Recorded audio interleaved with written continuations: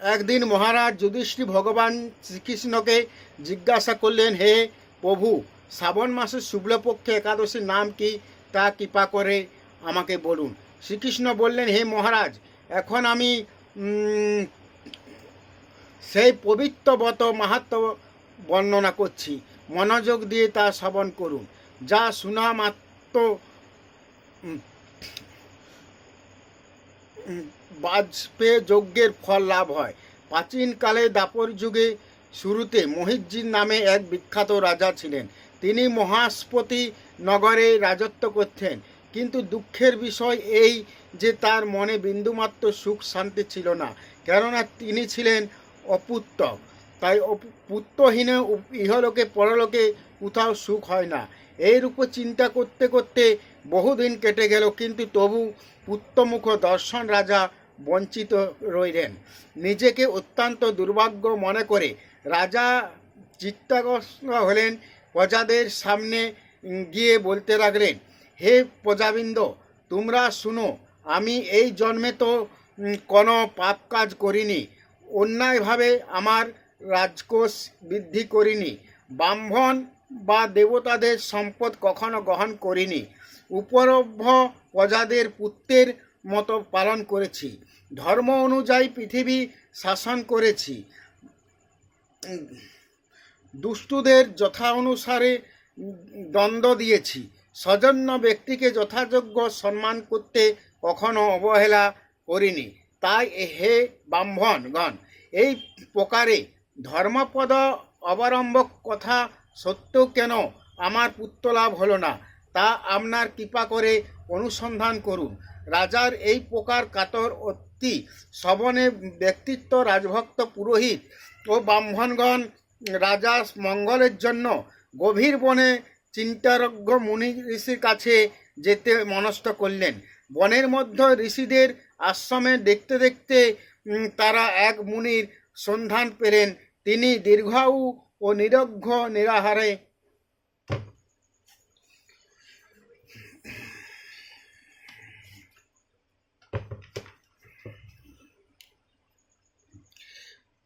ঘোর তপস্যা মগ্ন ছিলেন।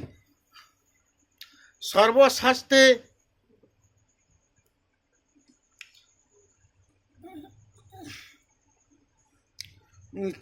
বিষাবদ্ধ ধর্মতজ্ঞ ও তীরারজ্জ সেই মহামুনি রমস নামে পরিচিত। ব্রহ্মার এক কল্প অভিবাহিত হলে মুনিবরের গায়ের একটি লোম পরিত্যক্ত হন। এই কারণে এই মহামুনি নাম রমস। তাকে দেখে সকলে ধন্য হলেন।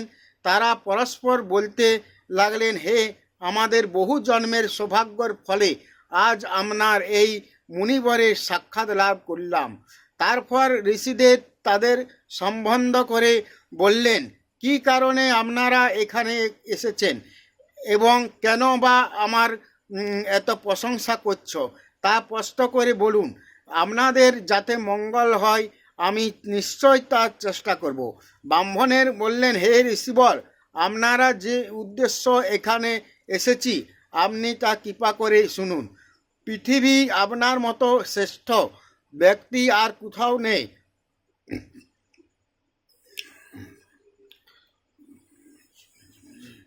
মহিষজি নামে এক রাজা নিঃসন্তান হওয়ার অতি দুঃখের দিন যাপন করছে। আমরা তার প্রজা। তিনি আমাদের পুত্রের মতো পালন করে, কিন্তু তিনি পুত্রহীন বলেও আমরা সবাই মর্মাহত। তার দুঃখ দূর করতে আমরা এই বনে প্রবেশ করেছি। হে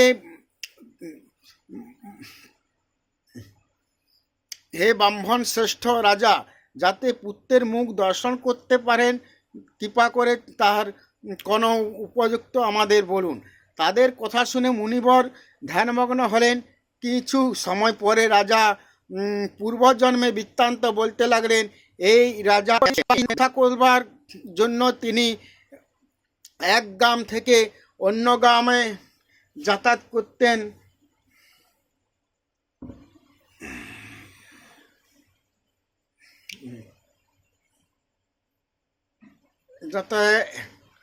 এক সময় জ্যৈষ্ঠ মাসের শুক্লপক্ষে দশমীর দিনে কোথাও যার পথে তিনি অত্যন্ত তিষ্ঠা হয়ে পড়লেন।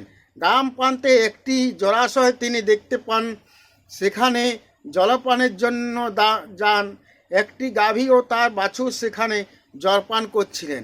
তাদেরকে তাড়িয়ে তিনি নিজেই জলপান করতে লাগলেন। এই পাপকর্মের ফলে তিনি পুত্র মুখে বঞ্চিত রইলেন, কিন্তু পূর্বজন্মের কোনো পুণ্যর ফলে তিনি এই রকম নিষ্কৃতক রাজ্য লাভ করেছেন। হে মুনিবর, শাস্ত্রে আসে যে পুণ্য দ্বারা পাপ ক্ষয় হয়, তা আপনি এমন একটি পুণ্যবত উপদেশ করুন, যাতে তার প্রারব্ধ পাপ দূর হয় এবং আপনার অনুগ্রহে তিনি পুত্র সন্তান লাভ করতে পারে। রমস মুনি বললেন, শ্রাবণ মাসের শুক্লপক্ষে পবিত্রার্পণী একাদশী ব্রত অভীষ্ট ফল প্রদান করে। আপনারা যথাবিধি তা সকলে পালন করুন। রমস মুনির উপদেশে শুনে আনন্দে চিত্তে গৃহে প্রত্যাবর্তন করে তারা রাজাকে সে সকল কথা জানালেন। তারপর সকলে মিলে মুনিবরের নির্দেশ অনুযায়ী ব্রত পালন করলেন। তাদের সকলের পুণ্য ফলে রাজাকে প্রদান করলেন। এই পুণ্যর প্রভাবে রাজমহিষী গর্ভবতী হলেন। উপযুক্ত সময়ে সুন্দর এক পুত্র সন্তান জন্ম লাভ করলেন। ভবিষ্যৎ পুরাণে এই মাহাত্ম্য বর্ণিত আছে।